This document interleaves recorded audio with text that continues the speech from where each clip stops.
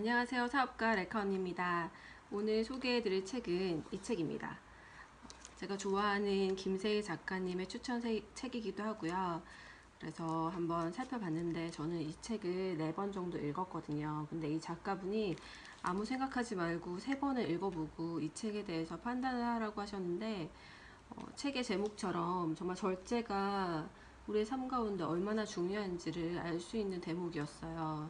이 분은 물론 18세기에 사셨던 생존했던 인물이긴 하지만 그때 어떤 진리가 지금 이 땅을 살아가고 있는 저희들에게도 삶에 적용될 부분들이 많아서 들고 왔습니다.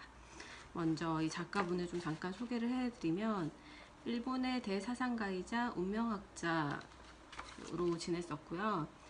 어려서 부모님을 잃고 대장장이를 하던 작은 아버지 밑에서 키워졌다고 해요. 그러다 보니까 10살 때부터 술을 배우고 도박을 하게 됐고 하루가 멀다 하고 싸움을 일으키다가 결국은 18살 나이에 유흥비를 위해서 도둑질을 하다가 감옥에 가게 됐다고 해요. 근데 감옥을 갔더니 세상 밖에 있는 사람들과 뭔가 관상이 굉장히 다르다는 어떤 공통점을 알게 됐나 봐요. 그래서 감옥에서 나왔을 때 자기 인생이 너무 궁금해서 관상가를 찾아갔다고 합니다. 근데 그 관상가가 이 작가에게 1년 안에 칼에 맞아 죽을 상이라고 하면서 절에 가라고 어떤 그 가이드라인을 해줬다고 해요.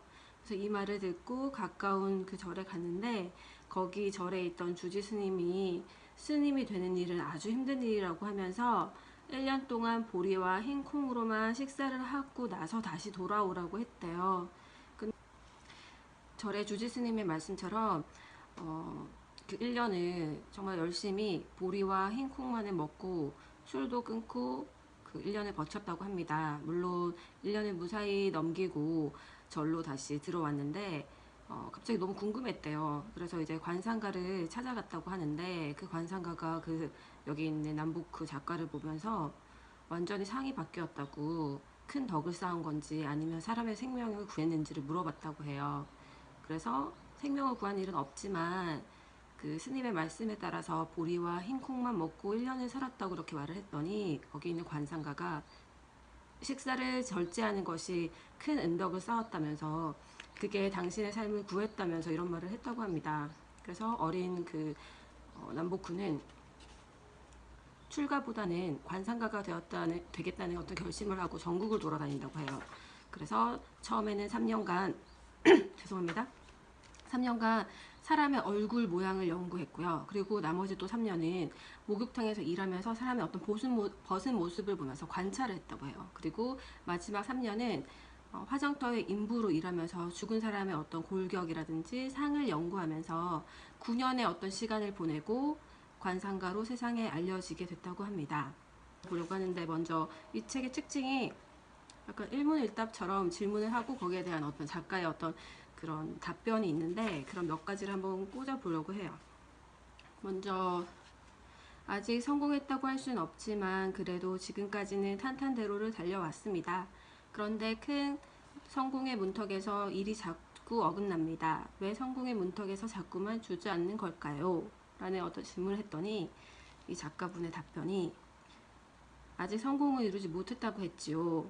그런데 어째서 당신은 이미 성공한 사람들처럼 살고 있는 것이요.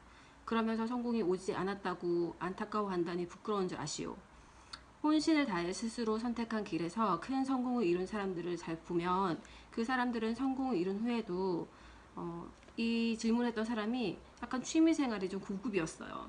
귀한 새를 키우는 이런 거였는데 그러면서 이분이 당신과 같은 취미를 갖지 않는다고 성공한 사람도 스스로 삼가고 노력해서 상당한 재물을 얻은 사람일수록 아직 큰 꿈이 끝나지 않았음을 알고 묵묵히 자기 갈 길을 간다오. 그러므로 세상 모든 일이 사소한 일 하나로 막힐 수도 있고 뚫릴 수도 있는 것이니 사소한 일 하나하나를 쉽게 생각하지 않는 것이 성공의 길이라고 이분이 말씀하셨어요.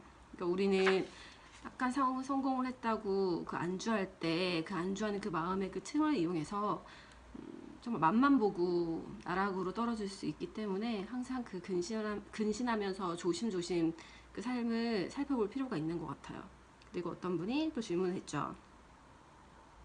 지금까지 성공하기 위해 절제하며 살아왔습니다.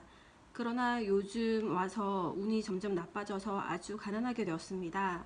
운명이라는 것이 성공과 실패가 정해져 있어 운이 좋은 사람들은 절제 안 해도 되고 운이 나쁜 사람은 절제해도 실패하는 것입니까? 라는 질문을 했더니 이분의 답변이 큰 뜻을 이루기 전에는 하늘로부터 시련이 내릴 수도 있어요. 하늘이 시련을 내린 이유는 당신이 이루고자 하는 큰 뜻을 더욱 단단하게 하려고 함입니다. 대인은 어떤 시련에도 아랑곳하지 않고 한 길로 정진하고 결국엔 천하의 이름을 떨치지만 소인은 작은 시련에도 운명을 탓하며 하늘을 원망하다가 더욱 공공함에 빠지게 되는 것입니다.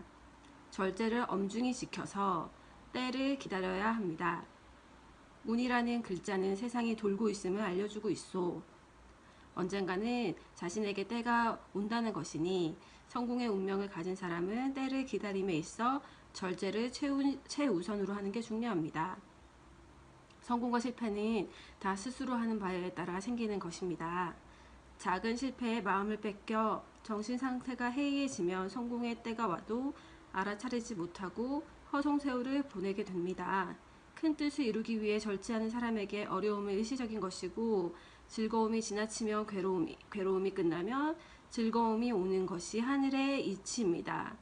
진정으로 다해서 노력이 하늘에 닿으면 반드시 자신에게 돌아온다는 얘기니까 그 때를 기다리면서 절제하는 게 너무나 중요하다고 이 작가분이 말씀했어요. 우리도 하다 보면 금강을 만약 캔다고 우리가 가정을 했을 때 한 번만 더 두드리면, 두 번만 더 두드리면 정말 금괴가 보일 수 있는 그 금맥을 찾을 수 있는 그 시점에 그동안에 했던 노력을 충분히 했다는 생각에 본인이 먼저 결정을 하고 돌아서는 경우가 있는데, 사실 한 번만 더 두드리면 금괴가 보일 수 있는 그 수도 있잖아요. 그래서 항상 끝까지 자기가 절제하는 마음으로 있을 때, 그리고 그거를 최선을 다할 때 정말 그 때에 맞춰서 분명히 좋은 것을 얻을 수 있다는 그런 자기 자신 안에 어떤 믿음이 있는 게 가장 중요한 것 같아요. 자, 이어서 갈게요. 옷이 바뀌었죠. 제가 영상을 찍었는데 편집을 잘 못하는데 해보겠다고 하다가 다 날려먹었어요. 그래도 계속 이어서 해보겠습니다. 어떤 질문을 또 했냐면, 저는 돈을 많이 버는 편인데 모이질 않습니다. 제게 재물 운이 없습니까? 라는 질문을 했을 때 여기 있는 저자가 돈이라는 것은 밤낮을 가리지 않고 천하를 돌아다니면서 세상 모든 것을 이어주는 역할을 한다오. 세상 구석구석을 돌아다니는 돈을 내 수중에 머물게 하려면 그 많고 적음에 상관없이 돈을 소중히 생각해야 한다오. 돈을 모으고 싶다면 아주 적은 돈이라도 헛되게 사용해서는 안 돼요. 돈이 나갈 때는 마음속으로 자신에게 돌아와서 오랫동안 머물기를 바라는 마음이어야 하오. 돈을 쓰지 말라는 것이 아니라 귀하게 쓰라는 뜻이라고 적혀 있네요. 돈을 소중히 여기면 부를 얻게 되는 것이요. 아무리 적은 돈이라도 돌처럼 함부로 굴리면 그 돈은 다시 돌아오지 않는다는 그것이요. 재물이 오래 가는 사람은 다 재물을 아끼고 소중하게 생각하기 때문에 세상 만물이 소중히 아끼는 사람에게 흘러가듯 돈도 마찬가지라오. 제가 아는 재정적으로 좀 자유함을 얻으신 분들을 보면 확실히 그 작은 돈을 철저하게 관리하시는 게 많더라고요. 그리고 돈을 아끼는 그 마음이 어느 정도냐면 주로 장지갑을 가지고 다니셔서 그 장지갑 안에 차곡차곡 그 앞면대로 이렇게 쭉 넣어서 뭐 영수증이라든지 이렇게 뒤섞여 있는 게 아니라 깔끔하게 지폐만 이렇게 간추려서 넣으시고, 그리고 쓸 때는 되게 기분 좋게 이렇게 쓰시더라고요. 그래서 제가 요즘 실천하고 있는 게, 저도 돈을 쓸 때 이 돈을 흘러보낼 수 있어서 너무 감사하고, 그리고 다시 돈이 나에게 오라고 이렇게 그런 마음으로 살짝 빌고 쓰거든요. 확실히 소중히 물건을 아끼고 소중히 하는 사람이 그걸 굉장히 오래 잘 관리하는 것처럼 돈도 그런 의미에서 일맥상통한 것 같아요.